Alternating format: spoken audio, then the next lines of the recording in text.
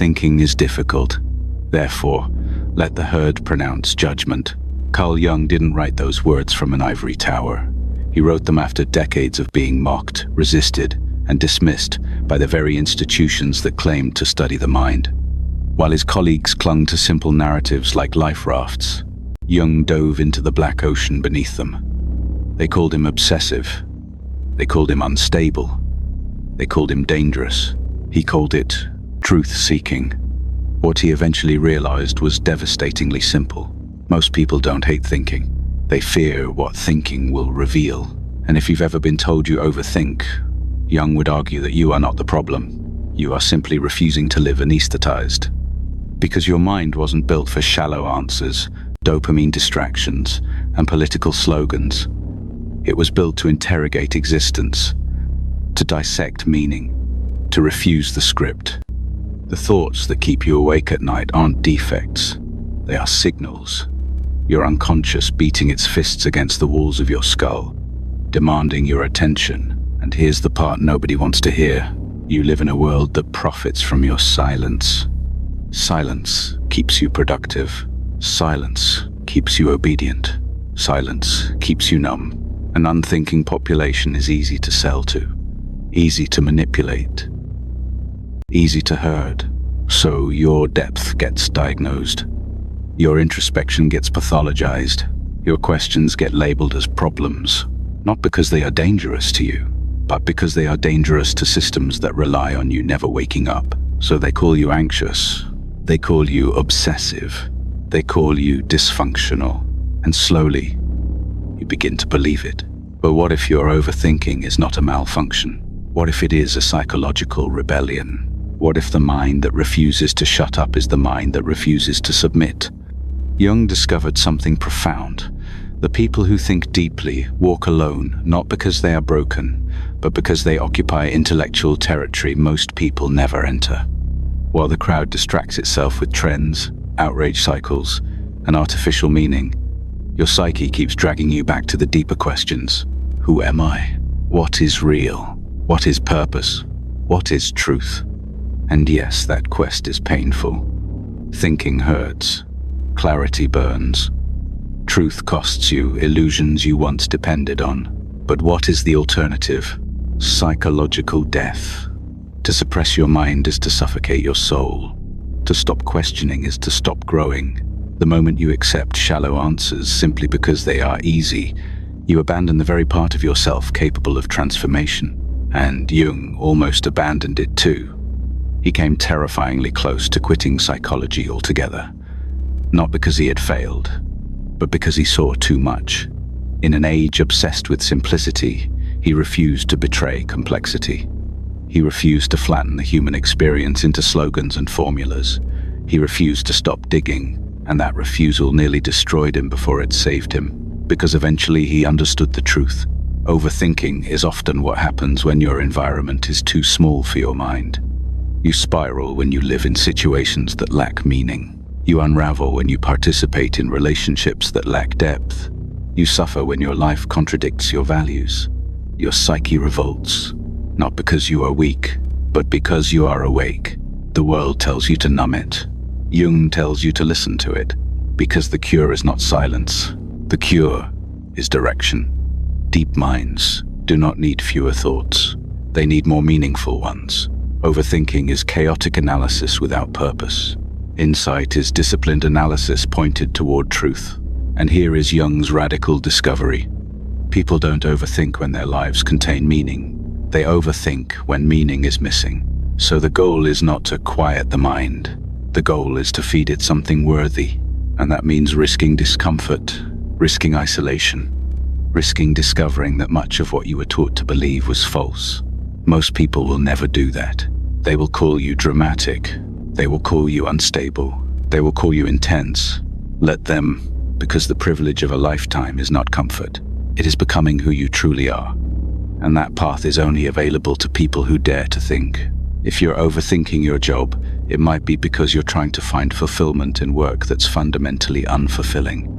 If you're overthinking your relationships, it might be because you're trying to force connection with people who can't meet your authentic needs. Phase 2. distinguish between meaningful and meaningless problems. Not all problems deserve your analytical attention. Jung learned to categorize his thoughts into two types: meaningful analysis that serves growth and meaningless spinning that serves nothing. Meaningful analysis asks, what is this experience trying to teach me? How can I grow from this? What does this reveal about what I truly need? Meaningless spinning asks, what if something bad happens? What do other people think of me? How can I control outcomes I can't control? When you catch yourself overthinking, ask, is this analysis serving my growth, or is it just mental masturbation? Phase 3. Actively seek meaning through action. Jung discovered that meaning can't be found through thinking alone. It has to be lived through authentic action. When you align your behavior with your genuine values, your mind naturally stops spinning and starts flowing. This might mean pursuing work that genuinely matters to you, even if it's less secure. It might mean ending relationships that feel performative and investing in connections that feel real. It might mean expressing yourself creatively, even if you're not good at it. The key is to move from thinking about meaning to living meaning. Let me give you a concrete example. Sarah was overthinking every aspect of her corporate job, every email, every meeting, every decision. She thought she had anxiety, but Jung's approach revealed something different. Sarah's overthinking disappeared the moment she started volunteering at a local animal shelter on weekends. Suddenly, her mind had a meaningful problem to solve: how to help these animals find homes. Her analytical nature, which had been spinning uselessly at work, now had purpose. This didn't solve her job situation immediately, but it revealed that her overthinking was actually her mind's way of saying, this work has no meaning for you. Jung realized that modern society creates meaning vacuums and then medicates the psychological symptoms instead of addressing the root cause. We live in a culture that prioritizes productivity over purpose, achievement over authenticity, and success over significance. Your overthinking mind is rejecting this cultural programming. It's demanding that you live a life worth analyzing, pursue goals worth questioning, and build relationships worth understanding. But meaning-seeking is only the first step. Jung discovered that the overthinking mind also needs to be grounded in the body. During his most intense period of psychological exploration, Jung made a startling discovery. His overthinking was worst when he was completely disconnected from his body. The more he lived in his head, the more his thoughts spiraled out of control. But when he brought his attention back to physical sensations, his mind naturally clarified. Jung realized that overthinking often happens because we've abandoned our bodies and retreated entirely into mental analysis. But the mind wasn't designed to operate in isolation. It needs the wisdom of the body to function properly. This is Jung's second technique for transforming overthinking: embodiment practice. Here's how Jung's embodiment approach works. Step 1. Recognize the physical signature of overthinking. Jung learned to identify the physical sensations that accompanied his mental spirals: tight shoulders, shallow breathing, clenched jaw, restless energy. He realized that overthinking always has a physical component, and that physical component holds the key to breaking the cycle. Start paying attention to what happens in your body when you overthink. Do you feel tension in your chest, tightness in your stomach, restlessness in your limbs? Your body is giving you information that your mind is missing. Step 2. Use physical sensation as an anchor. When Jung noticed his mind spinning, he would immediately bring his attention to his physical sensations. Not to judge them or change them, but simply to notice them. This act of embodied awareness interrupted the thought spiral and brought him back to the present moment. Try this next time you catch yourself overthinking. Place one hand on your chest and one on your stomach. Feel your breathing.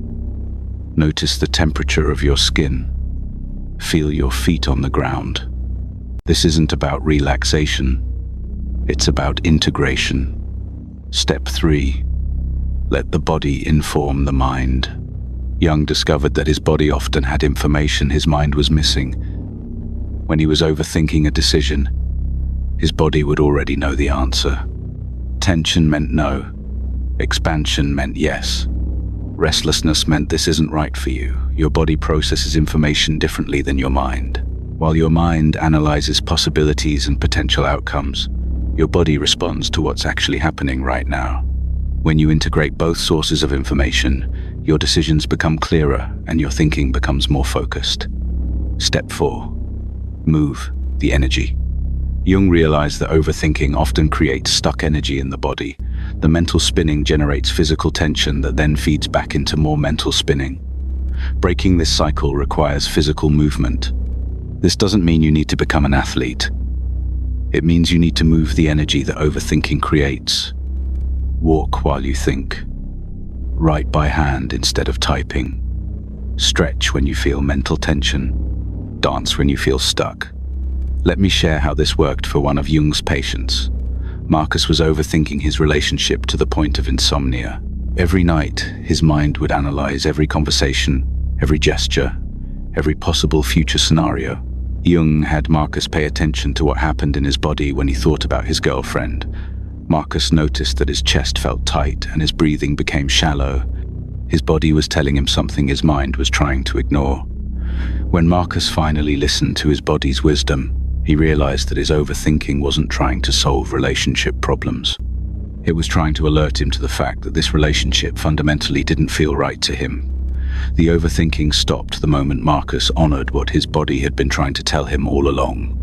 Jung understood that in our modern world, we've been taught to ignore physical wisdom in favor of mental analysis. But the most sophisticated thinking happens when mind and body work together. Your overthinking might be happening because you're trying to solve problems with only half of your intelligence. When you bring your body's wisdom into the equation, your mental analysis becomes more accurate and more efficient. But embodiment is just one piece of Jung's approach. His most powerful technique involves accessing the wisdom of your unconscious mind through dream analysis. Carl Jung made a discovery that revolutionized how we understand overthinking. The thoughts that keep you awake at night are often trying to deliver messages your conscious mind isn't ready to hear. And the clearest way to receive these messages is through your dreams. Jung realized that overthinking often happens when there's a conflict between your conscious desires and your unconscious wisdom. Your mind spins because it's trying to force solutions that your deeper self knows won't work.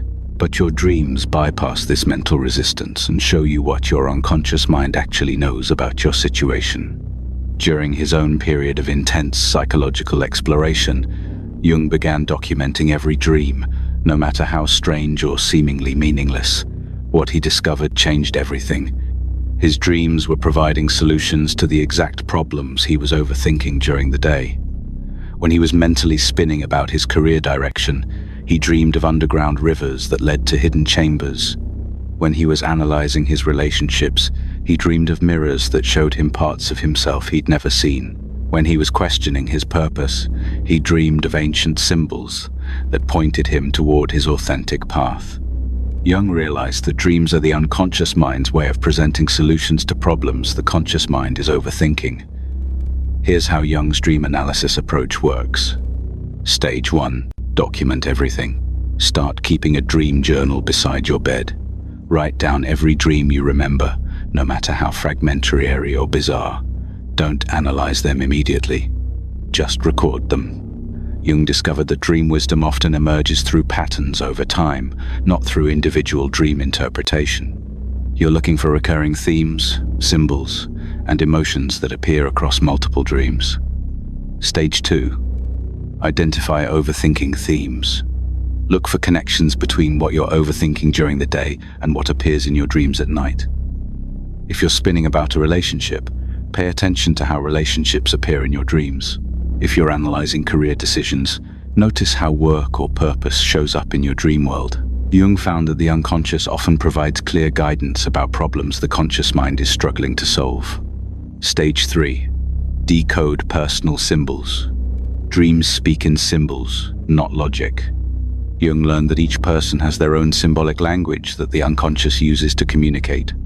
Water might represent emotions, houses might represent the self, animals might represent instincts. The key is to understand what these symbols mean to you personally. not what they mean in a dream dictionary. Jung realized that universal symbols exist, but personal associations are more important. Stage 4. Apply dream wisdom. Once you understand what your dreams are telling you, Jung emphasized the importance of acting on that wisdom. Dreams aren't just interesting mental phenomena. They're practical guidance from the part of you that sees beyond your conscious limitations. Let me share a powerful example. Jennifer was overthinking a job offer for months. Her mind went in circles, analyzing pros and cons, salary comparisons, and future implications. She couldn't make a decision. Then, she started tracking her dreams. 3 nights in a row, she dreamed about being trapped in small spaces, elevators, closets, boxes. In each dream, she felt claustrophobic and desperate to escape. Jennifer realized her unconscious was telling her something her conscious mind was trying to ignore. This job offer, despite looking good on paper, would leave her feeling trapped and constrained. The moment she understood this message, her overthinking stopped. Her dreams had provided the clarity her analytical mind couldn't access. Jung discovered that overthinking often happens when we're trying to make decisions based solely on conscious reasoning while ignoring unconscious wisdom. Dreams provide a direct line to insights that conscious analysis can't reach. Your dreams are showing you solutions to the exact problems you're overthinking, but you have to learn to speak their symbolic language. The beautiful thing about dream analysis is that it transforms overthinking from a mental problem into a spiritual practice. Instead of seeing your busy mind as something to fix, you start seeing it as something to dialogue with. But dreams are just one way to access unconscious wisdom. Jung's final technique involves externalizing your internal chaos through the practice of active journaling. Jung made a revolutionary discovery about overthinking that changed his entire approach to psychology. The thoughts spinning in your head aren't meant to stay there. They're meant to be externalized, examined, and transformed through the act of conscious writing. During his darkest psychological period, Jung found himself drowning in mental chaos. His thoughts spiraled endlessly without resolution. That's when he began what he called active imagination, a process of dialoguing with his thoughts on paper instead of just thinking them. Jung realized that overthinking happens when thoughts remain trapped in the closed loop of your mind. But when you externalize those thoughts through writing, something magical happens. They transform from chaotic mental noise into organized psychological material. This is Jung's final technique for transforming overthinking: conscious journaling. Here's how Jung's journaling approach works. Method 1. Stream of consciousness dumping. Set a timer for 20 minutes and write continuously without stopping, editing, or censoring. Let every thought in your head flow onto the page, no matter how repetitive, ridiculous, or uncomfortable. Jung discovered that this process serves 2 functions. It empties the mental chaos onto paper where you can see it objectively, and it allows unconscious thoughts to emerge that your analytical mind has been suppressing. Don't try to make sense of what you're writing while you're writing it. Just dump everything out of your head and onto the page. Method 2. Dialogue with your thoughts. Jung developed a technique where he would write conversations between different parts of his psyche. He would write out his worries, then respond to them from the perspective of his wiser self. Try this. Write out your overthinking thoughts, then respond to them as if you were advising your best friend. Often the wisdom you'd offer someone else is exactly what your own mind needs to hear. Method 3. Pattern recognition. After a week of daily journaling, read back through your entries and look for patterns. What themes keep appearing? What questions keep arising? What fears keep repeating? Jung found that overthinking often revolves around a small number of core issues that manifest in many different forms. When you identify these core patterns, you can address the root instead of chasing symptoms. Method 4. Solution dialogue. When you've identified a pattern, write a dialogue between the part of you that's worried and the part of you that might have solutions. Jung discovered that we often have access to wisdom we're not consciously aware of. Ask questions like, what would I do if I trusted myself completely? What would I choose if I knew I couldn't fail? What would love do in this situation? Let me share how this transformed David's relationship with overthinking. David spent months analyzing whether to leave his corporate job to start his own business. His mind went in endless circles, weighing risks, possibilities, and potential outcomes. Then David started Jung's journaling practice. After 2 weeks of stream of consciousness writing, a clear pattern emerged. Every entry contained some variation of, "I know what I want to do, but I'm scared of what others will think." David realized his overthinking wasn't actually about business analysis. It was about his fear of disappointing people who had invested in his corporate success. Once he identified this core fear, he could address it directly instead of disguising it as rational analysis. Within a month, David had made his decision and started his business. The overthinking stopped because he was no longer avoiding the real issue. Jung understood that journaling transforms overthinking from a mental prison into a psychological laboratory. Instead of thoughts spinning uselessly in your head, they become raw material for conscious growth and authentic decision-making. The key is to approach journaling not as a way to solve problems, but as a way to understand what problems your mind is really trying to solve. When you externalize your thoughts through writing, you create space between yourself and your thinking. You stop being your thoughts and start being the observer of your thoughts. And from that observational position, clarity naturally emerges. After decades of working with his own analytical mind and helping thousands of others transform their overthinking, Jung discovered something profound. The goal isn't to stop thinking deeply. The goal is to think with purpose, clarity, and wisdom.